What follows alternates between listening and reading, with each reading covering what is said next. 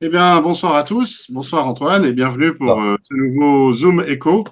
On est très heureux d'accueillir Antoine Santamaria, un membre d'Echo, un chercheur, qui va nous parler de l'utopie sociale des années 60 à l'anticulture woke. Et on fera certainement le lien avec les travaux d'Echo sur les post-christianismes. Antoine, je vais te laisser la parole, te laisser te présenter davantage peut-être, si tu veux, hein, tu peux nous parler de ton cursus. Antoine, à toi la parole. merci. Bonsoir à tous. Merci pour votre présence et merci d'écouter ce que j'ai à dire. Donc, je vais vous parler de l'utopie sociale jusqu'à l'anticulture. Originellement, de formation, j'étais dans le département à l'université de musicologie, en fait. Donc, musicologue de formation, j'ai fait mon doctorat, mais j'ai principalement bifurqué plus vers l'histoire sociale des idées au XXe siècle, en lien avec la culture, mais pas forcément que la musique. Et donc, je me suis intéressé beaucoup au psychédélisme.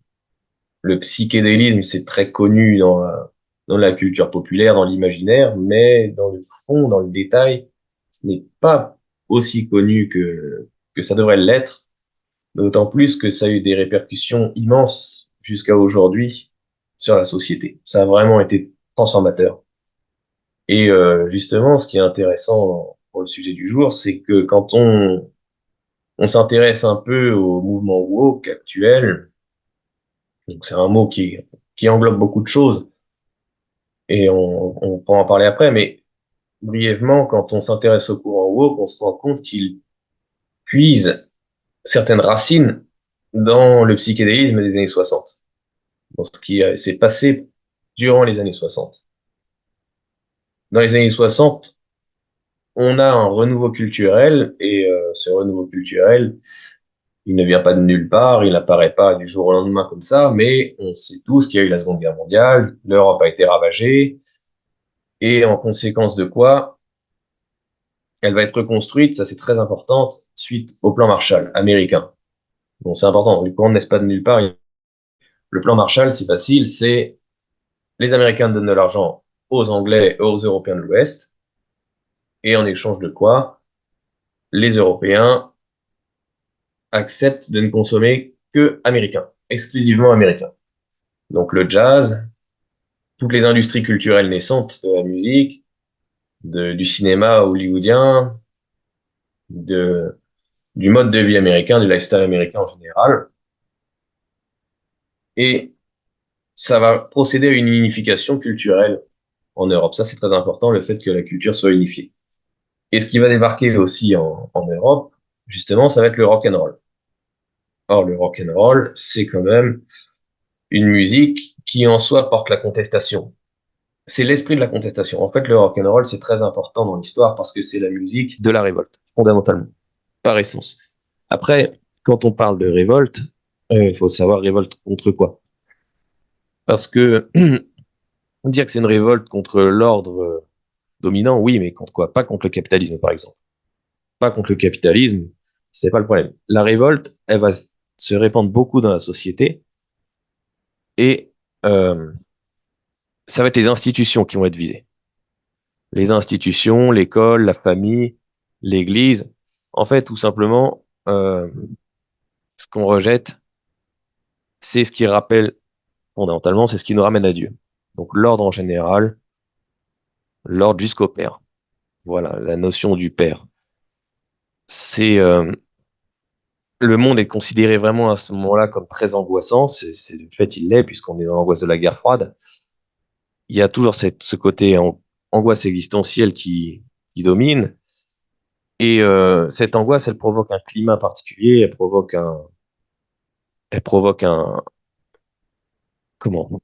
Un milieu en fait dans lequel la peur fait adopter certaines attitudes, certains comportements. Forcément, on a eu les bombes nucléaires qui ont fait des destructions pendant la Seconde Guerre mondiale. Donc, aux États-Unis, on se prépare toujours avec des exercices dans les écoles. Si jamais il y avait une bombe nucléaire qui frappait, il faut être prêt à se cacher sous les tables dès que la sirène sonne. Il faut être prêt à évacuer. Il y a des jeunes, par contre, à quel point ils étaient perturbés. Et la question qui se posait à la fin, dans certains témoignages, c'est comment être dans ce monde. Comment être dans un monde qui porte en chaque seconde la possibilité, la potentialité de l'annihilation complète. Ça, c'est important. Donc, il va y avoir ce mouvement de révolte qui va apparaître dans la société face à tout ce qui est judéo-chrétien en réalité. On déteste cet ordre dominant. Cet ordre dominant, et le rock'n'roll en est un bon symbole. Voilà, le rock'n'roll, c'est le symbole de cette culture de la révolte en général. Et le rock'n'roll, la conception des rockers, ça va être de briser donc les règles, briser l'ordre, briser le monde et briser jusqu'au corps.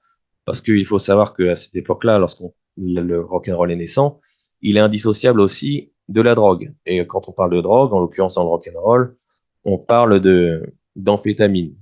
Voilà, il faut pas hésiter à pousser son corps jusqu'au bout. Il y a une espèce de destruction. C'est très binaire le rock, ça tape, il faut mettre des décibels, du volume du rock sans décibels, ça n'existe pas. Donc, il y a une forme de destruction qui existe. Ça, c'est ce qui fait justement le propre du rock'n'roll avec l'électrification, et c'est nouveau. Alors ça va être les premières bases. Il va falloir détruire les fondements de l'ordre à partir de la nouvelle culture qui va se mettre en place. Et puis, vous avez qu'à voir les Beatles, par exemple, quand ils vont commencer leur carrière à Hambourg en 61, c'est un bon exemple parce que les Beatles, c'est un groupe très célèbre. Ils vont consommer énormément d'amphétamines, ils vont jouer pendant la nuit, toute la nuit à chaque fois, pendant des semaines et des semaines, ça va être un rythme interminable. Ils vont jouer la nuit sous amphétamine avec le son à fond et en plus dans un environnement plein de marins, de prostituées, de bagarres, d'ivrognes. Ça, ce sont les conditions du rock'n'roll. Donc, destruction généralisée, mais quand on détruit ensuite, il faut bien recréer quelque chose. Il faut recréer quelque chose. Ça suffit pas de tout détruire. En l'occurrence, ce qu'on a cherché à détruire, c'est tout ce qui était judéo-chrétien. Donc, les notions de péché doivent disparaître, les notions de repentance de même. On ne cherche pas un salut parce que ce sont des choses auxquelles on s'oppose. Voilà, c'est une révolte qu'on pourrait dire, pour utiliser un gros mot, une révolte ontologique, contre ce qui fait l'être, contre l'essence de la personne et du monde. Et le psychédélisme, lui, quand il va arriver, c'est ça qui est important, c'est que ça va être une jeunesse déjà qui va être culturellement prospère, qui va être unifiée, et une jeunesse qui va, qui va chercher autre chose. La jeunesse de la contre-culture, elle a quand même des moyens et faut pas, faut pas imaginer, c'était quand même des gens qui lisaient, qui étaient plus ou moins cultivés, qui s'intéressaient à beaucoup de choses, à beaucoup de sources. Et qu'on va appeler l'underground et la contre-culture va commencer à développer sa propre culture en lisant beaucoup d'auteurs, notamment. Il va y avoir beaucoup d'auteurs qui vont être lus, achetés, dévorés pendant la contre-culture. Et quand on regarde un peu, comme certains l'ont fait, qu'est-ce qui peut se lire pendant les années 60? Eh bien, on a un témoignage d'un libraire, par exemple. Le plus grand libraire londonien, c'était un ami personnel des Beatles. Il s'appelait Barry Miles. Et il donne dans une interview l'ensemble de ce qui était acheté. Alors, je vous passe le détail général. Je vais pas vous donner toute l'interview, c'est long parce qu'il disait quand même pas mal de choses. Mais ce qu'on peut retenir, ce qui se vend énormément pendant la contre-culture, tout ce qui a trait à la magie, à l'occultisme. C'est très, très vendu.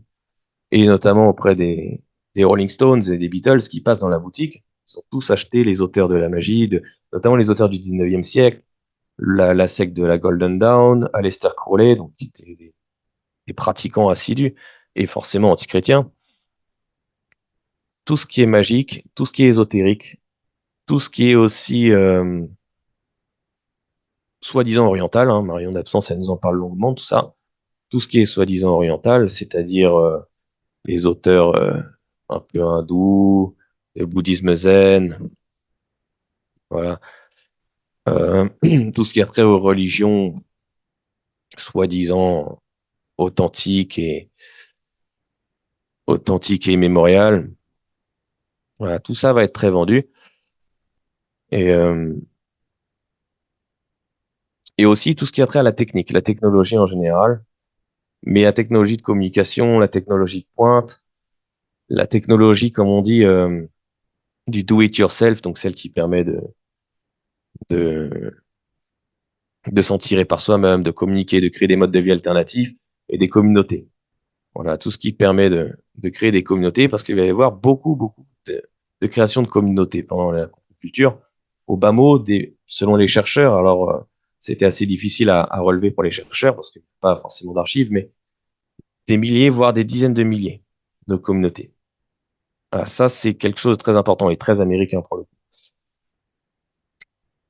Donc, voilà pour cette lecture. Je vous dis, il y a toujours cette appétence pour l'Orient. Alors, un Orient complètement fantasmé, hein. Ce sont toujours, comme nous le dit Marion, le bouddhisme zen, religion américaine. Voilà, c'est cet Orient-là qu'on recherche, notamment certains livres d'un auteur américain qui s'appelle Alan Watts.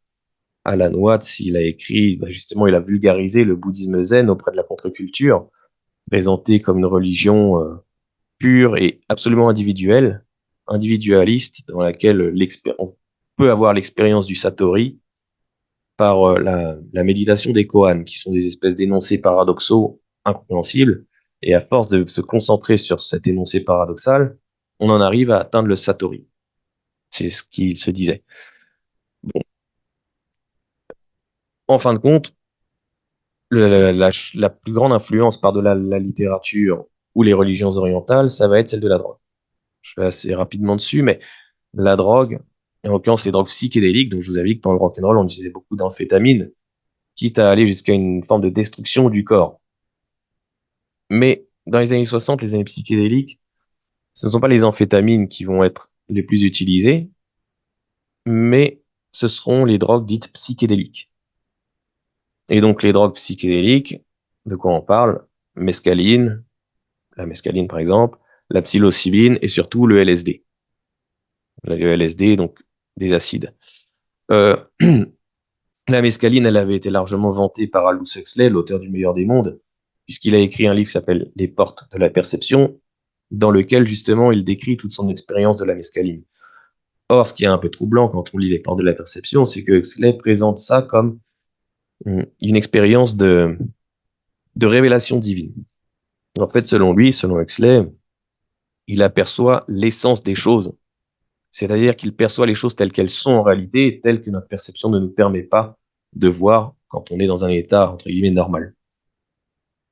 Et donc, après Huxley, ce n'est pas le seul, il va se développer toute une mystique de la drogue, parce que la drogue, l'acide, va provoquer beaucoup de révélations à cette époque-là, de révélations mystiques. Ça, c'est très, très important historiquement pour plusieurs raisons. D'abord, parce que ça a marqué des vies qui ont dit il y a eu un avant et un après, et les choses ne sont plus jamais les mêmes pour ceux qui l'ont utilisé.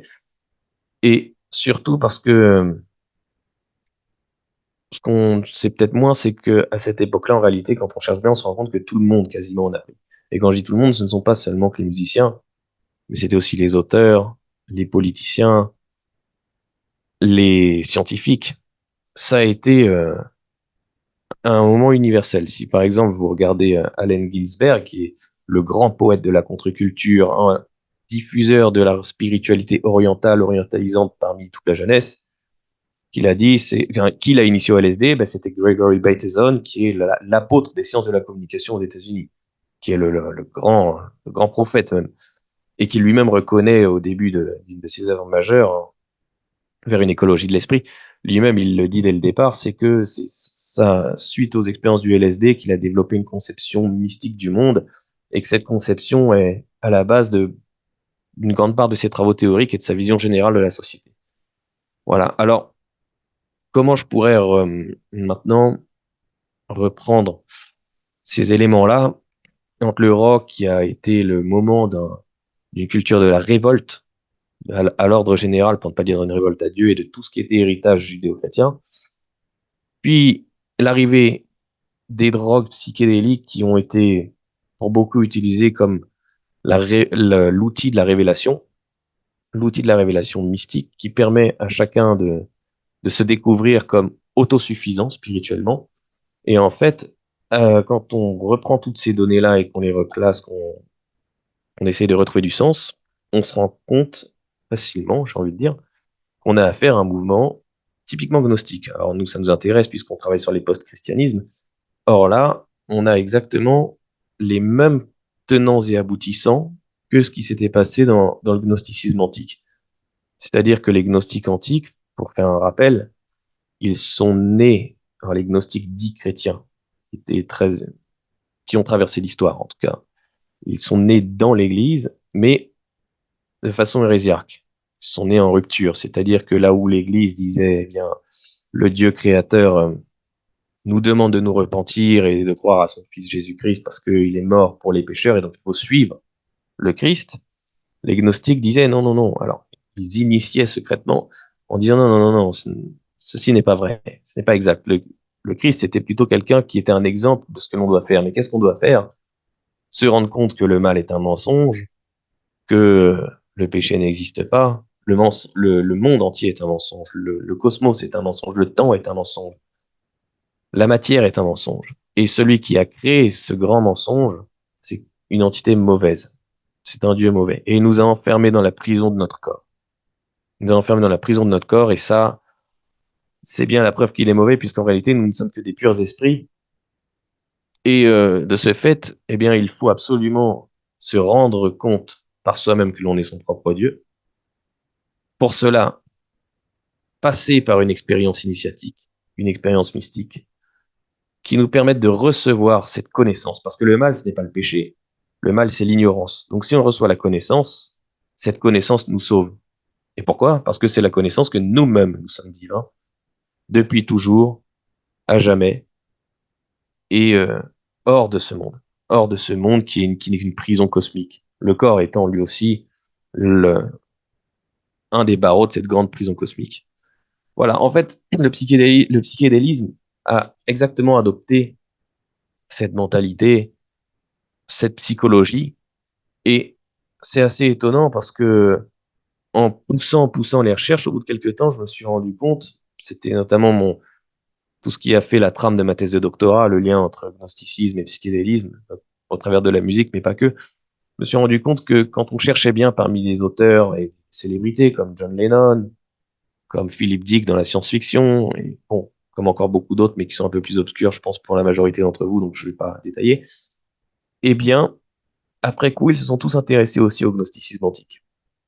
Ils se sont tous, pour beaucoup en tout cas, intéressés au gnosticisme antique et ils s'y étaient identifiés très vite. Et même en France, hein, je me souviens de hippies français qui racontaient comment leur lecture, des lectures qu'ils appréciaient tous beaucoup, parce qu'ils s'identifiaient beaucoup aussi, c'était le livre Les Gnostiques de Jacques Lacarrière.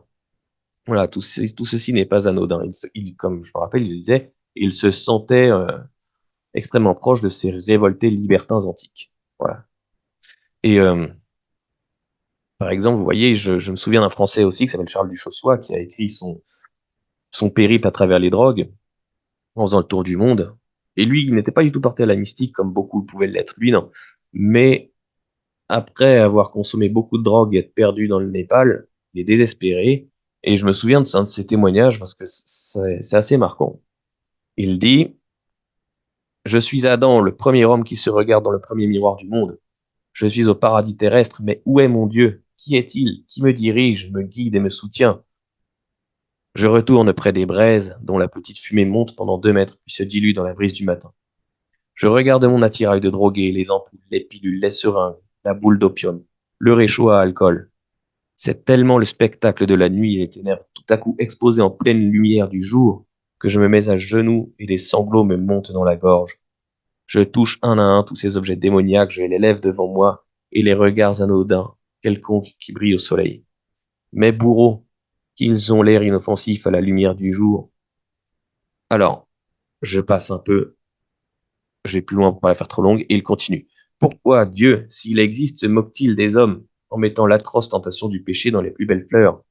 Je suis dans la vallée du paradis terrestre, et ce pré d'herbe candide, je pourrais le remplacer par du hashish et des pavots, et l'aube divine se lèverait sur ces champs empoisonnés, aussi belle, aussi pure que sur cette herbe grasse, tendre et nourricière.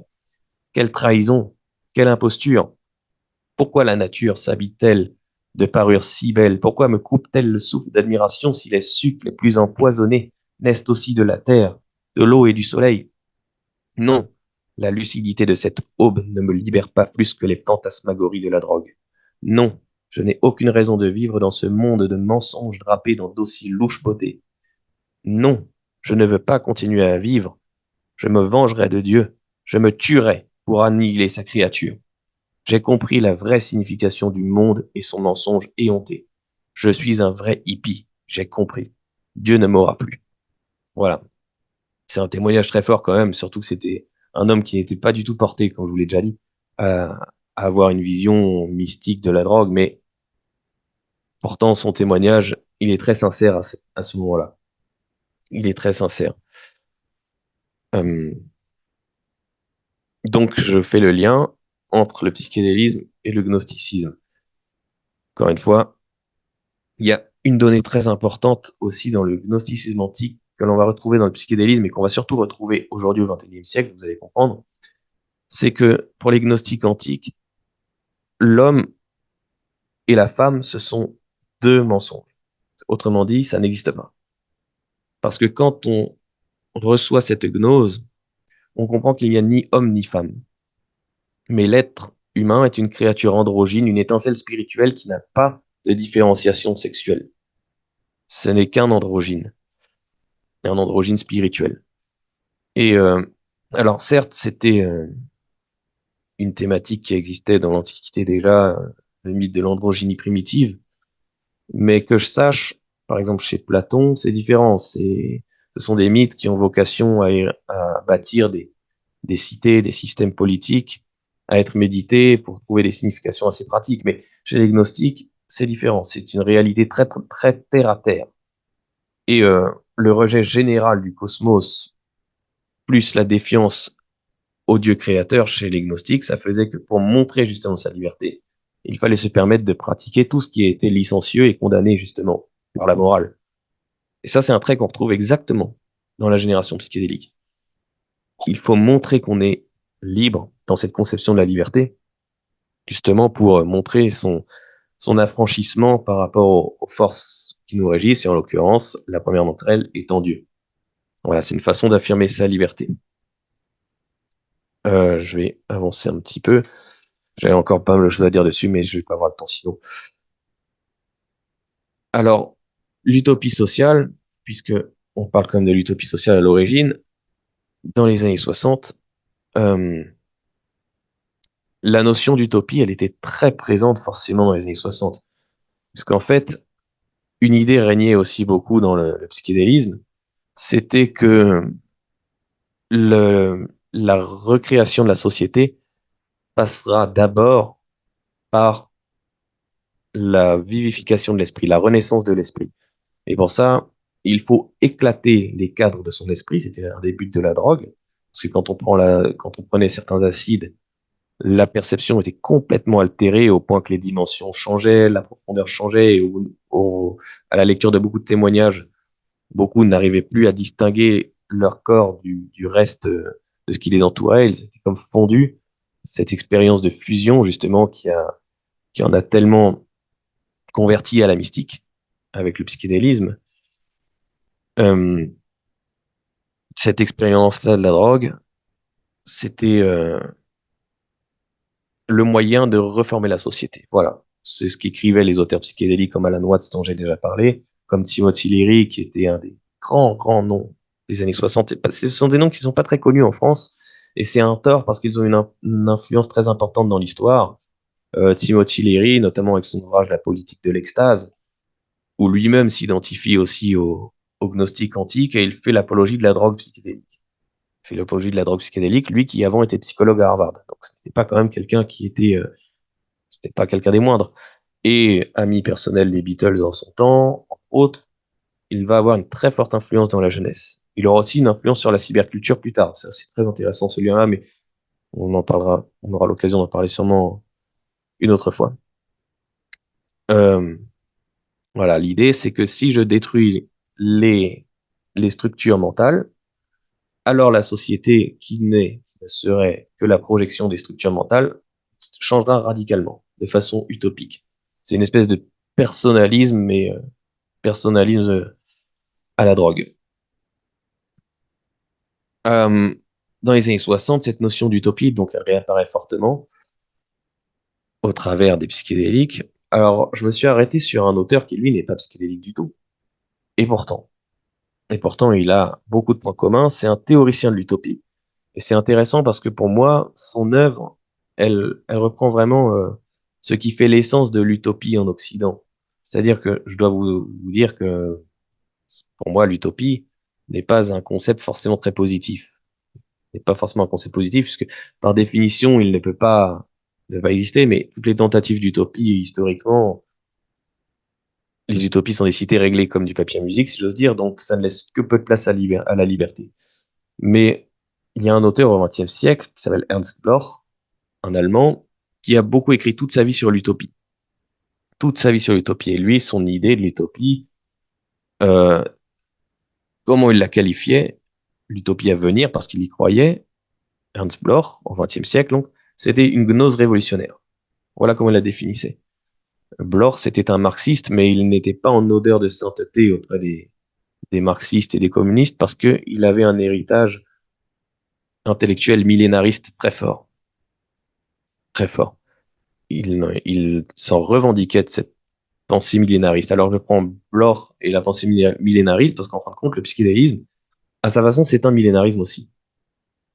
C'est un millénarisme. Et alors, Bloch, il est, ça aussi c'est intéressant, complètement imprégné de théosophie. C'est un grand philosophe, hein. Je veux dire, il est très réputé, très reconnu et son œuvre est très solide. Mais ça n'empêche pas que sa vision de l'utopie qu'il va défendre dans toute son œuvre, elle est entièrement imprégnée de gnosticisme, d'ésotérisme. Voilà. Il a pris dans toutes les sources hétérodoxes, donc toutes les hérésies, quitte à se refaire à un Jésus très personnel à lui, un Jésus qui de lui-même l'identifie à Asclépios, donc vraiment le dieu païen de la gnose païenne. Et son modèle à Bloch, ça aussi c'est très intéressant dans notre perspective, parce qu'il y a quand même des parallèles à faire aujourd'hui, de loin mais quand même, c'est Thomas Müntzer. C'est un de ses prophètes pour lui.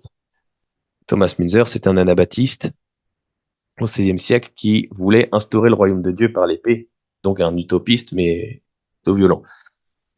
Et pourquoi je vous parle de Bloch? Parce que toute sa théorisation de l'utopie, voilà, c'est exactement celle qu'on va retrouver dans le psychédélisme. C'est-à-dire que Bloch croit en la préexistence des âmes, il croit en la métempsychose, donc la réincarnation. Il croit que à long terme, justement, c'est par cette métempsychose que renaîtra ce monde parfait. Et ce faisant, en fait, il est l'expression même du millénarisme la plus aboutie. Il a vraiment essayé de définir cette notion d'utopie qui nous intéresse beaucoup. Alors, il parle de subversion de l'ordre établi. Donc ça nous parle forcément par rapport au psychédélique, pour atteindre un ordre harmonieux, plus global, divin, et qui proviendrait du fond même de l'être humain.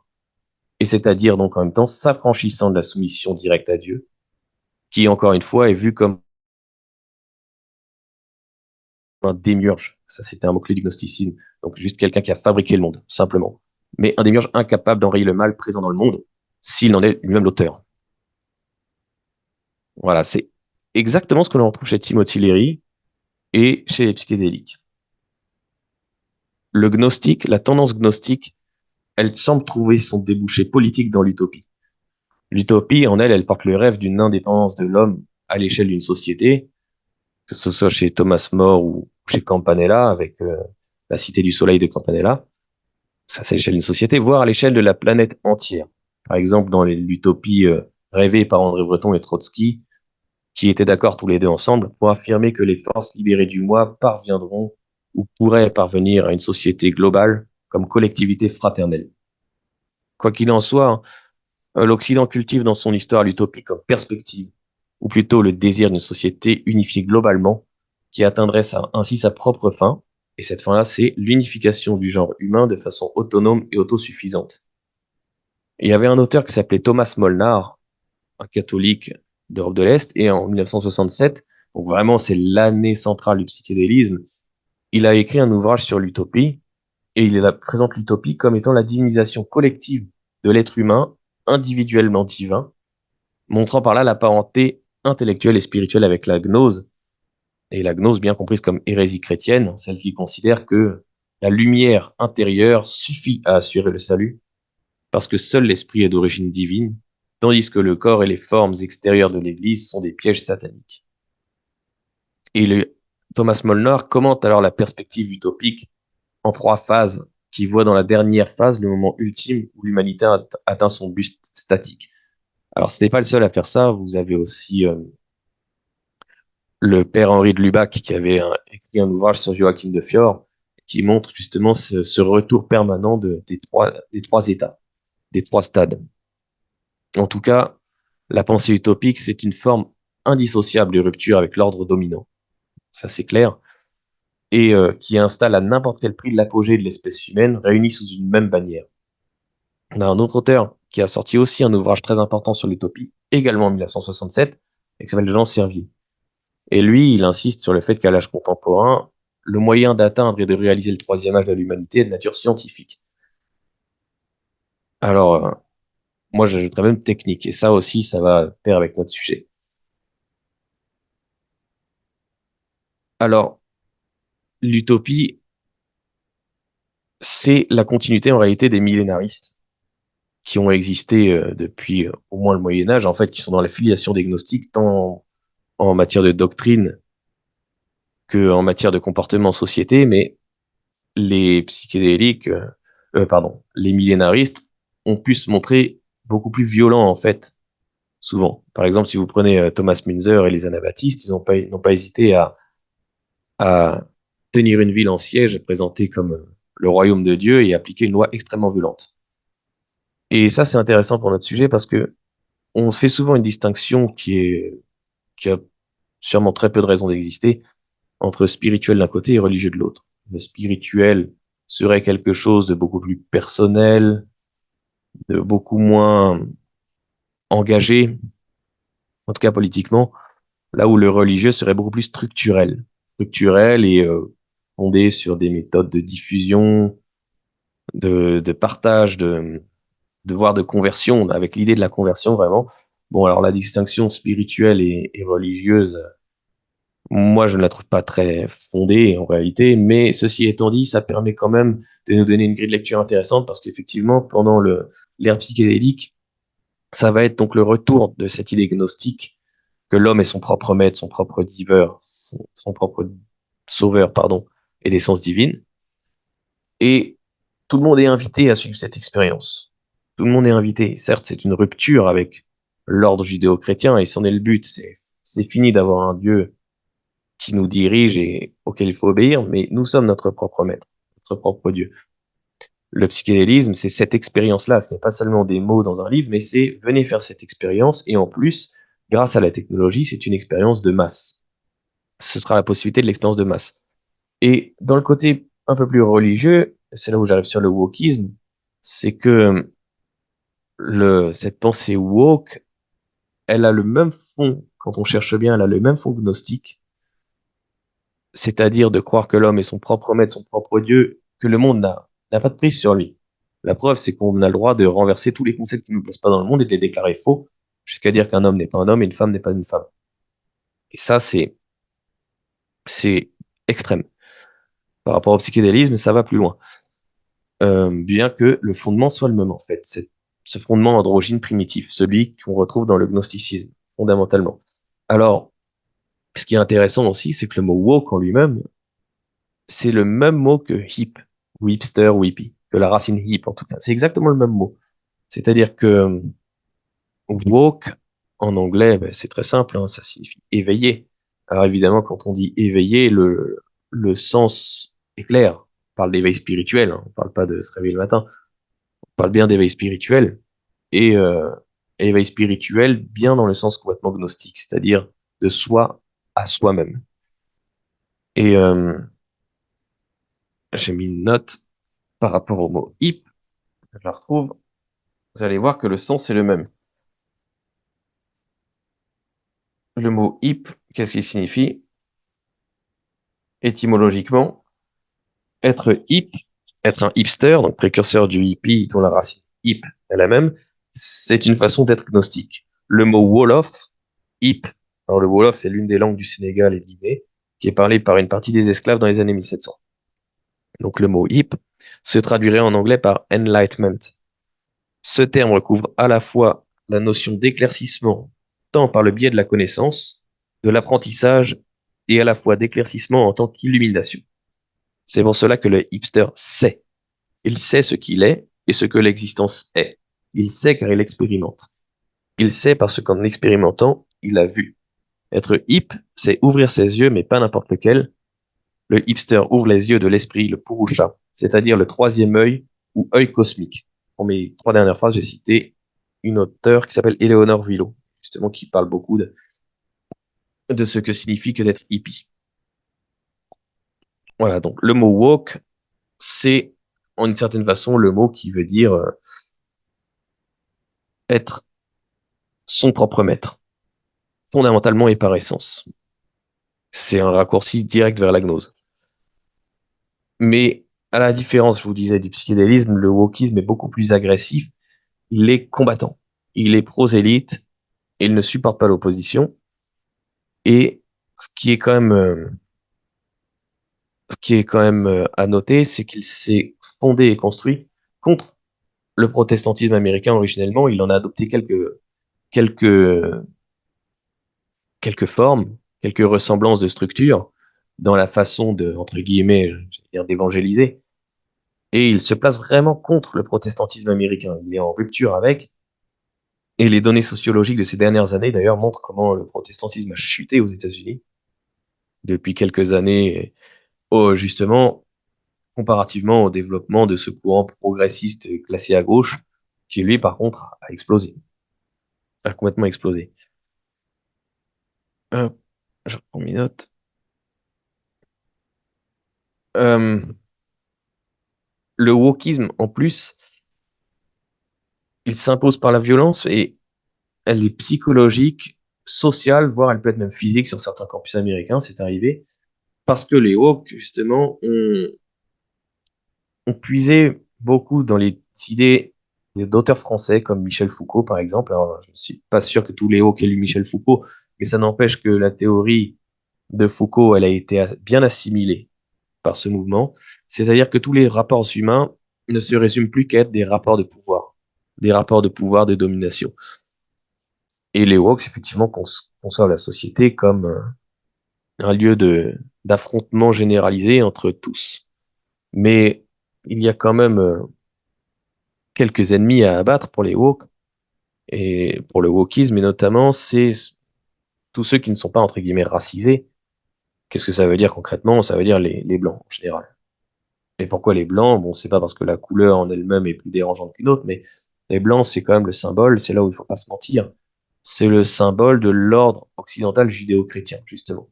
Celui qui a été construit sur des bases, au moins partiellement, sur des bases bibliques. C'est cet aspect-là qui est détesté, qui est rejeté.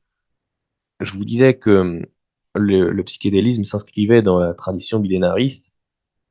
Alors, dans la tradition millénariste, on a toujours un commencement un peu prophétique, un appel qui va subjuguer des masses, comme une espèce de réveil religieux ou d'éveil religieux. Et puis, avec le temps, ça va rapidement tourner en théocratie totalitaire. C'est quelque chose de très fréquent dans le millénarisme quand vous regardez des, des mouvements comme celui de Eudes de l'Étoile ou de Tanchelm. Ce sont des noms du Moyen Âge de personnages prophétiques qui ont vite porté l'épée. Pour ceux qui s'intéressent au sujet, je vous recommande l'ouvrage de Norman Cohn, The Pursuit of the Millennium, justement qui s'intéresse exclusivement au millénarisme en Europe, au courant millénariste dans le Moyen Âge européen. Et donc, c'est toujours d'abord un mouvement de réveil fondé sur des doctrines gnostiques qui tournent vite à l'épée. Et quand on prend le wokisme, c'est comme si le psychédélisme avait été justement ce mouvement de réveil prophétique, mais que cette essence même-là, cette continuité dans le wokisme, elle devient violente. Parce que c'est devenu quelque chose de très violent. On est loin du peace and love proclamé, qui n'aurait pas dû faire de mal à son prochain, pas de mal à une mouche. Là, non, on est dans quelque chose de très agressif.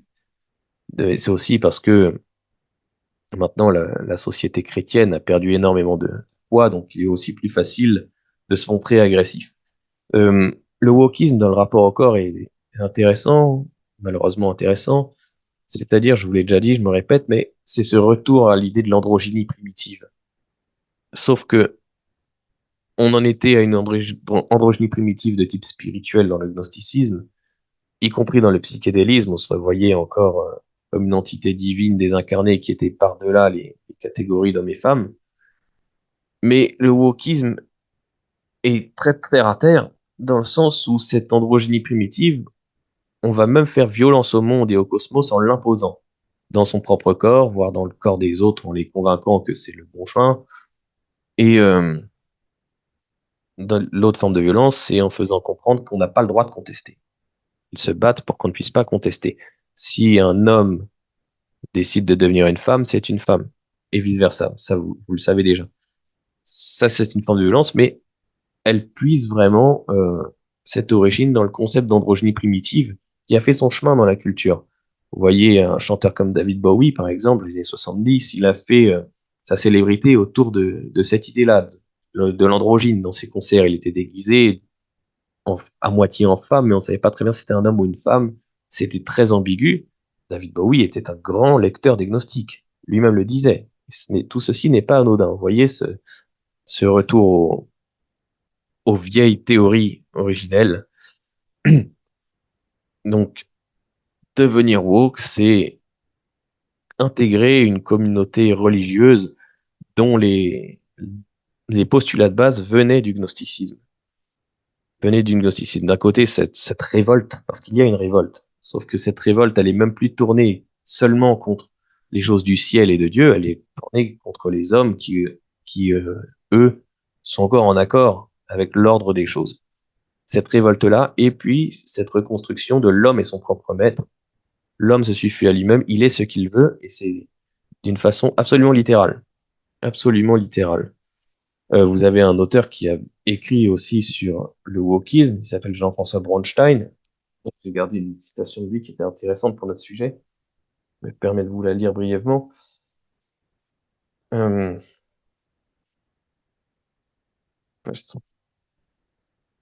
oui, c'est ça. Excusez-moi.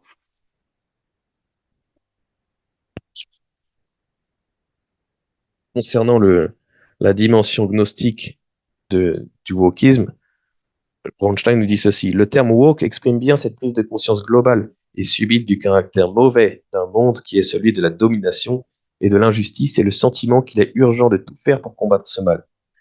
Mais le mouvement ne se limite pas à un engagement social et politique délimité. Cette prise de conscience transforme la vision que l'on a du monde qui nous entoure et s'apparente à une prise de conscience religieuse. L'éveillé est celui qui a rencontré la foi et qui, d'un seul coup, va voir le monde d'une autre manière. J'étais aveugle et maintenant je vois. J'ai été choisi pour m'éveiller ainsi à la réalité du mal. Voilà, ça c'est assez clair. Et j'en avais une deuxième de Bronstein un petit peu plus loin, où il dit, il a bien repéré aussi la chose que j'essayais de vous dire, concernant le transgenre, qui est quand même, pour moi, c'est peut-être la partie la plus importante dans le wokisme, celle qui est la plus subversive. Et Bronstein nous dit, avec la fluidité du genre, la libération des déterminations corporelles aura alors été menée à son terme. Nous ne serons plus que de simples consciences, totalement indépendantes de la réalité de nos corps, qui peuvent décider de telle ou telle identification de genre, masculine, féminine, ou n'importe quoi entre les deux, ou neutre, et tout cela à volonté et de manière toujours révisable. Les corps sont de simples supports de nos consciences libres, et il est possible soit de les transformer par la chirurgie, dans le cas en ce moment un peu démodé du transsexualisme, soit de les laisser demeurer tels qu'ils sont, tout en s'y fiant à un autre genre, dans le cas des transgenres. Il doit être possible, selon les militants woke, de changer de genre à volonté. La théorie du genre ressemble alors beaucoup à la gnose, cette hérésie chrétienne du IIe siècle, qui considérait que le corps, comme le monde matériel, c'est le mal dont il faut nous libérer. Et un peu plus loin, le même auteur relève justement cette volonté de retrouver l'utopie gnostique. Ce sont bien les mots qui sont utilisés. Voilà, retrouver l'utopie gnostique. C'est bien ça. Dans l'idéal woke, c'est retrouver cette utopie gnostique où le corps n'est plus cette prison, mais on en est complètement affranchi du corps. Je vois que le temps passe. Je vais peut-être aller au bout de mon discours en vous disant ceci. Le wokisme ressemble beaucoup aux luttes sociales des années 60, mais, mais beaucoup plus au psychédélisme, voilà, je cherchais, que à la contre-culture. Vous allez me dire, c'est la même chose. Enfin, oui, mais souvent on distingue le psychédélisme comme forme culturelle de la contre-culture qui est plus politique. C'est-à-dire qu'il y avait comme deux tendances dans les années 60, une tendance politique qui cherchait des réformes pour les minorités, pour l'avancement du droit, notamment dans les périodes où la période de la ségrégation existait encore, et puis une période, et puis je veux dire un courant beaucoup plus psychédélique qui lui disait ben, les contestations politiques ne servent à rien. Parce que si on utilise la contestation politique, on rentre dans le jeu de la politique et donc on reproduit le schéma qui lui-même est à l'origine de notre aliénation. Il vaut mieux éclater son esprit avec des drogues psychédéliques et c'est ainsi que le monde sera recréé de façon utopique. C'est une histoire qui est très trouble entre les liens entre contre-culture et d'un côté politique et psychédélisme de l'autre, et qui était par-delà les apparences assez opposés, assez distincts. Et bon, si un jour on parlera peut-être de ça, mais c'est encore plus euh, cynique que ça, parce qu'il semblerait que le psychédélisme de la drogue a été comme largement favorisé par le gouvernement américain en, en dépit des apparences, plutôt que la contestation politique. C'est un moyen justement d'affaiblir les vraies contestations politiques. Et pourtant, aujourd'hui, quand on regarde le wokisme, il fait comme s'il s'approprie les luttes politiques des années 60, les luttes pour les droits sociaux, au nom de la justice sociale. Mais en réalité, dans son fondement, dans son essence spirituelle, il s'associe beaucoup plus au psychédélisme, qui lui est une forme de mystique. Euh, je finirai en disant que il y a une parabole de l'Évangile, Matthieu chapitre 13, versets 24 à 30, qui nous dit que le bon grain et l'ivraie sont semés dans le même champ, mais qu'à la fin, le bon grain est conservé et l'ivraie est brûlé. Mais ils poussent ensemble. Euh, il y a quelque chose de très intéressant dans cette parabole. Un jour, ça m'a fait dresser un peu les poils de lire ça. C'est que l'inventeur du LSD, qui s'appelait Albert Hoffman, c'était un chimiste suisse. Il se voyait en alchimiste, lui. Il rêvait de découvrir les secrets du monde et, incroyablement, il a découvert le LSD à son insu. Et la découverte a été tellement bouleversante, elle a quand même changé beaucoup de choses, puisque le LSD s'est répandu donc en Amérique, en Europe, dans le monde entier, et est à l'origine des mouvements psychédéliques. Hoffman a été très bouleversé lui-même par sa découverte, et puis dans les années qui ont suivi, il a écrit une thèse de doctorat en histoire des religions avec un professeur d'histoire des religions. Et il était persuadé, dans une thèse qui est bien ficelée, qui semble bien tenir la route, que le mystère d'Éleusis, les mystères d'Éleusis grecs, pour remonter dans l'Antiquité, était en fait une initiation psychédélique. C'était une initiation psychédélique. Donc, comme celle des hippies. Il en était persuadé, mais il ne lui manquait plus qu'à trouver par quel biais cela était possible. Et il s'est rendu compte que le champignon à la base du voyage psychédélique, de l'expérience psychédélique, était extrêmement présent dans l'ivraie. Et donc, pour lui, il est sûr que l'ivraie, cette plante-là, était à la base des, des cérémonies des mystères d'Éleusis qui ont compté les plus grands noms certains des plus grands noms grecs de l'époque, comme Platon, Pindare, Pausanias, dans dans cette initiation-là. Voilà, cette initiation psychédélique. Donc c'est intéressant quand même de voir que cette ivraie-là a poussé en même temps que, symboliquement, elle a poussé en même temps que ce qui est devenu chrétien dans nos sociétés. Et pour moi, personnellement, pour moi, l'ivraie, c'est justement tous ces courants millénaristes qui, eux, ont toujours eu cette tendance gnostique et qui après sont devenus violents. C'est l'histoire de l'utopie millénariste en Occident. Le psychédélisme était encore une utopie qui s'est réveillée et le wokisme en est l'autre face de cette pièce qui commence à devenir violent aussi. C'est l'ivraie psychédélique et puis l'ivraie woke, mais qui ont la même racine. Et la plante, elle grandit. C'est pour ça que que les comportements changent un peu, mais c'est la même plante. Donc voilà, dorénavant, il ne nous reste plus qu'à attendre la moisson finale. Merci. Merci, merci beaucoup, Antoine. Très bonne Oh. conclusion. C'est très intéressant cette conclusion sur le l'ivraie qui est comment dire le biotope. C'est quoi? C'est l'ergot sec, je crois, C'est ça, le champignon à c'est partir ça. duquel on a trouvé le LSD. Ouais. Ouais. Ouais, je Oui, trouvais ça intéressant, surtout que quand Hoffman a vu ça lui-même a été absolument, il a sauté sur sa chaise quand oui, il oui, a oui, compris ça. forcément, oui, forcément. Moi, j'aurais une question à te poser là, et puis bon, pour démarrer démarrer cette phase de questions. Euh, dans l'Antiquité, il y avait effectivement, je me souviens d'un exposé du Père Guiguin où ils avaient parlé de ça, des consommations de drogue pour atteindre un état de transe ou un état second, où on rentrait en contact avec ce qu'on pensait être le monde divin, le monde angélique en fait. Hein.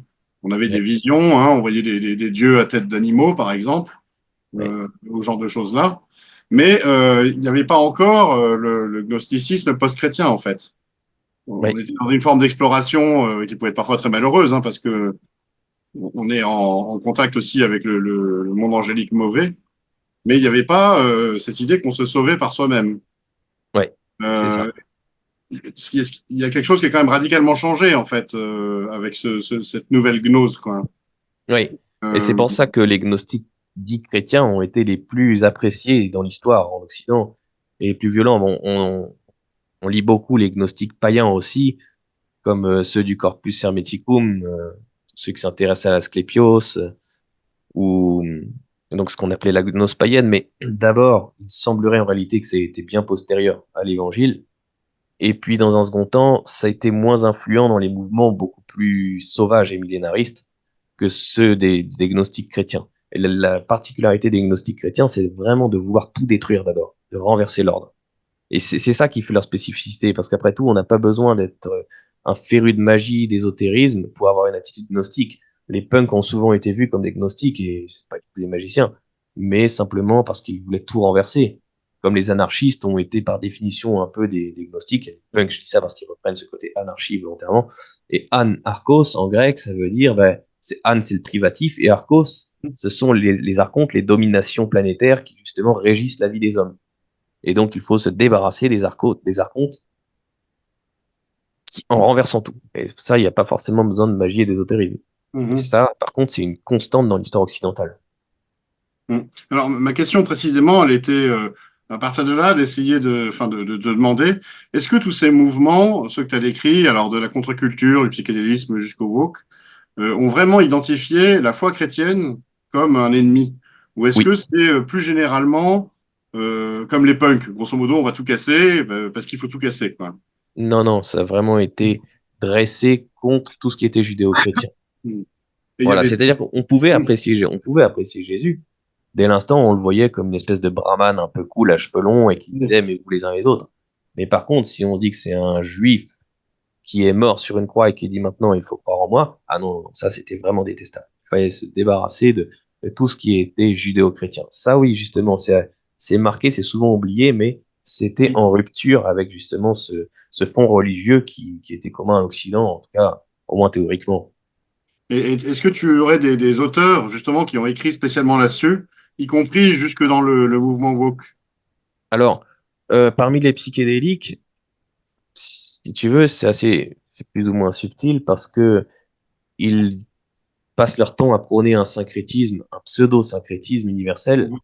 mais qui, en fin de compte, se résout dans le gnosticisme, en vrai. Mais par contre, doctrinalement, c'est toujours opposé à tout ce qui est juif et chrétien, tout le temps. Et alors, quand tu regardes quelles sont les sources des psychédéliques, par exemple, je prends Timothy Leary, qui était vraiment celui qu'on appelait le pape du LSD. Le pape du LSD, bon, il était, mais comme beaucoup d'autres, un grand lecteur de Crowley, Aleister Crowley. Ça collait, oui. C'était c'est la Bible de toutes les pop stars, Crowley. C'est aussi simple que ça. Et lui, Crowley, bon, bah, c'est celui qui s'autoproclame la grande bête 666, Mhm. puis et ainsi de suite, un mage noir vraiment antichrétien. déclaré radicalement. Et ça, c'est typiquement la source psychédélique. C'est un des plus lus d'ailleurs, Crowley, pendant la contre-culture. Jusqu'à aujourd'hui, ça s'est resté. Oui. Euh, oui. Parmi les woke, je pourrais pas te trouver d'auteurs théoriques qui explicitement visaient tout ce qui est chrétien, et pourtant c'est sûr qu'il y en a. Et de toute façon, toute leur démarche, elle est cohérente à ce niveau-là. Elle est complètement cohérente. Enfin, si on regarde par exemple les déconstructeurs auxquels ils se réfèrent, et je pense à Derrida par exemple, Derrida, si tu regardes un peu son œuvre, lui, tout ce qu'il vise à détruire, c'est l'image du père. Basiléo, Mhm. Mhm. héliothéocentrique, comme il dit. Dans le fond, c'est détruire l'image du père pour que toutes les hiérarchies tombent comme un château de cartes et qu'à la fin, on arrive sur une société déhiérarchisée, dans laquelle on a une égalité parfaite entre tous. Bon, ça, c'est un fantasme. Mais par contre, ce qui est pas un fantasme, c'est toujours viser la figure du père, la figure de Dieu avant tout. C'est celle-là qu'on déteste. Et ça, oui, c'est une constante dans le psychédélisme. Alors, t'as des auteurs qui ont beaucoup travaillé sur le psychédélisme, comme un qui est très important, qui s'appelle Claude Chastanier, si vous faites des incrustations un jour de livres. Voilà, je sais pas si vous voyez. Chastanier, bon, lui, il le précise bien, c'est un spécialiste de la contre-culture et il a relevé justement tout ce côté contre l'éthique protestante, comme il dit, qui s'est dressé tout le temps contre l'éthique protestante. Comment Et on contre écrit l'éthique Chastanier? Chastagner.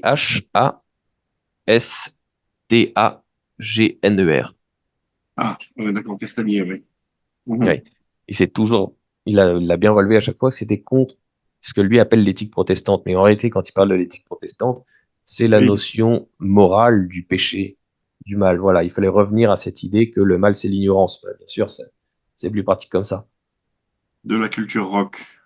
Ah, de la culture rock, par exemple. Et puis, il a aussi écrit Révoltes et Utopies qui peut nous intéresser pour prolonger le discours d'aujourd'hui. Mhm. Alors moi, ça me passionne parce que c'est toute ma jeunesse, quoi. Ah oui. Bah, de la J'avais lu culture rock, il est bien. Charles de Chaussois, Flash, Ah bah ce oui, que tu c'est as ça. C'est cité. lui Moi, que j'ai je l'ai cité. lu quand j'avais, je sais pas, 20 ans. Ouais. Euh, et effectivement, c'est très séducteur, hein, Ouais. comme discours, comme mode de vie, Ouais. mais très Et destructeur aussi, quoi. j'ai pas fait la liste de tous les auteurs qui, j'aurais pu. J'ai juste parlé de Huxley, parce que c'est un auteur très influent, qui nous parle de la drogue comme expérience mystique, mais il y en a d'autres. Il y en a d'autres et des très influents. Des auteurs très influents qui nous montrent tous que le LSD, Huxley lui-même le disait, c'est un sacrement, c'est une grâce gratuite pour la révélation. Mhm. Et C'est intéressant de voir les liens avec la pensée du 19e siècle aussi. ah oui, Moi, c'est je très pense à 19e. Théophile Gautier, puisqu'on parle de genre d'auteur, Complètement. et le cercle des Hachichins. Oui. C'est extrêmement 19e. En fait, c'est la continuité du Mhm. 19e. Clairement. Ça, Voilà. là-dessus, oui. Mais alors la différence avec le 20e, ça aussi c'est important, c'est que au 20e, c'est un mouvement de masse à cause des technologies. La Mhm. radio, les vinyles, les moyens de communication, le téléphone, les routes et les automobiles, la télévision, bien sûr, c'est devenu un moyen de masse. C'est une illumination pour la masse. Ah, parce que ce genre de courant marginal gnostique, il y en avait d'autres. Le surréalisme était un courant, le surréalisme, c'était 100% gnostique, et Breton le déclarait clairement dans ses manifestes. Le but de l'intuition poétique, c'est de retrouver la gnose, disait-il. C'était la conclusion de son troisième manifeste. Bon, il Mhm. était très féru de magie aussi et d'occultisme, mais le symbolisme aussi, le romantisme dans une très bonne part aussi est agnostique. Mais la différence, c'est que vraiment, au XXe, les psychédéliques, ça s'adresse à la masse. Et ça, c'est nouveau. Ça, c'est déterminant pour le XXe siècle. Mhm. Ce qui est très impressionnant, c'est de voir à quel point, justement, ça s'adresse à la masse, mais sans forcément que ce soit direct. C'est-à-dire que ces idéologies-là ont complètement infusé dans la société. Les gens baignent dedans sans s'en rendre compte. Complètement. C'est pas aussi Complètement. clair que, je sais pas moi, tel penseur qui se réclame du Jésus de l'évangile de Thomas, par exemple. Ouais. Je pense à Ouais. ça, là, parce que c'est un. Je sais pas comment il s'appelle, pas comme Thielman, qui fait des Pas comme vidéos Tielman, bien sûr. voilà, sur Pas le comme vrai Tielman, mais Jésus. lui, il est dans la Bon, droite ligne du psychédélisme. il est dans la droite ligne du psychédélisme, mais il avance pas masqué. Non, non, il avance plus masqué. Il dit Il clairement ce avance qu'il plus pense. masqué. Ouais, parce qu'au Mais XXIe siècle, c'est déjà beaucoup plus clair. Mais lui, son discours, c'est toute la culture pop n'est que l'apologie du gnosticisme, à oui. la suite du 19e, justement. Et Mhm. aujourd'hui, la culture pop, elle a vaincu. C'est son postulat. Donc lui, pour lui, il parle de la victoire des 100 rois. Les 100 rois étant un terme qui signifie Mhm. gnostique, clairement, il le dit lui-même. Donc lui se déclare gnostique, et il dit que les gnostiques ont déclaré. Et justement, il prend les exemples de John Lennon et de Philip Dick en particulier. Mais Mhm. il va dans le sens du vent, pas comme Tielman. Complètement dans le sens Complètement. du vent. Dire qu'ils ont gagné, on le sait depuis le début, Satan est le prince de ce monde. Mm. Et Ouais, ils ont gagné dans ce sens-là, mais ils ont perdu depuis 2000 ans. Hein. ouais. Et moi, je poserais bien une question. Oui, Oui. Si woke veut dire éveillé, Bouddha, ça veut dire aussi l'éveillé. Est-ce qu'on peut établir un rapport? Très bonne question. Merci. Euh, c'est une question très compliquée parce que les liens entre bouddhisme et manichéisme sont en train d'être creusés récemment. Or, le manichéisme, c'est la continuité du gnosticisme mais en religion institutionnalisée. Et le manichéisme se réclamait aussi de Bouddha au sens éveillé. Euh, donc sûrement, en fait, la question reviendra à dire est-ce que le mot Bouddha éveillé a une tendance gnostique dans le fond. Et là, je ne m'avancerai pas, bien que personnellement, je serais très tenté de le croire pour certaines raisons historiques, notamment au niveau des échanges entre manichéisme et bouddhisme, mais je pourrais pas donner de réponse catégorique. Par Merci. contre, quand il est repris au XXe siècle, le Bouddha, ah ben oui, c'est que ça va clairement dans ce sens-là. Ça va dans ce sens-là. On reprend Bouddha parce que ben, c'est le modèle de l'illumination. C'est comme ce que je disais avec Alan Watts qui nous vend le bouddhisme zen, qui nous vend le bouddhisme, alors qu'en réalité, il est fortement transcendantaliste, Alan Watts. C'est le transcendantalisme, c'est vraiment l'essence gnostique qui existait dans le romantisme allemand. Parce que les transcendantalistes ont beaucoup plus à voir avec le romantisme allemand que n'importe quel autre courant de pensée. Et quand on se réapproprie des figures orientales, c'est au sens où on les voit comme des éveillés dans tout le sens gnostique du mot. Et c'est quand même paradoxal parce qu'en réalité, les éveillés orientaux ont sûrement beaucoup plus puisé dans l'Occident. Par exemple, Vivekananda, qui était le grand disciple de l'hindouisme au début du XXe siècle, le grand, pardon, apologiste de l'hindouisme en Occident au XXe siècle, qui venait vendre l'hindouisme aux Occidentaux, c'était surtout un lecteur de Spencer. Voilà, Spencer qui a fait cette espèce de darwinisme social. Et c'est vrai pour beaucoup d'autres penseurs. Ça, c'est très intéressant. Et justement, toute la notion utopique d'imaginer construire le royaume de Dieu sur Terre, on peut s'appuyer beaucoup sur les auteurs orientaux, mais en fait, c'est une pensée qui est spécifiquement occidentale. C'est un bien gros mot, puisque les gnostiques n'étaient pas occidentaux originellement, c'est syriaques, des Syriens, pardon, des Égyptiens, puis ça s'est répandu jusqu'à Rome et Athènes, Alexandrie, beaucoup. Mais en tout cas, ça vient de là. Et puis ça a grandi en Occident, et pas en Extrême-Orient que je sache. Donc c'est là le paradoxe de reprendre soi-disant des religions d'Extrême-Orient, alors qu'en réalité, tout ce qui fait l'essence du courant est typiquement occidental, purement occidental. Antoine, pour conclure, moi je te demanderais volontiers si tu n'as pas déjà publié des études ou Bah, des essais ou quoi que ce soit sur tous ces sujets, oui. non? Et alors là, j'ai un article qui va paraître incessamment sous peu sur le film Matrix, parce que c'est vraiment le condensé de la gnose et de la technologie. Donc ça va sortir bientôt, mais sinon, entre-temps, bon, mis à part quelques articles dans des ouvrages, j'ai aussi mon ouvrage, si vous êtes curieux, qui s'appelle Le rock des années 60, sous-titré Une vision gnostique du psychédélisme. Donc c'est vraiment sur psychédélisme et gnosticisme. Très Je vais bien. voir ça. Ben, Antoine, un grand merci pour, pour cet exposé et puis ta disponibilité pour toutes ces questions.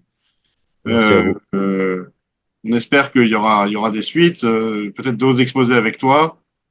Mhm. Une proposition que j'ai eue là, c'est justement de poursuivre sur les liens entre gnose et technologie numérique. Ouais. Ça sera, c'est des choses qui nous intéressent beaucoup à ECHO.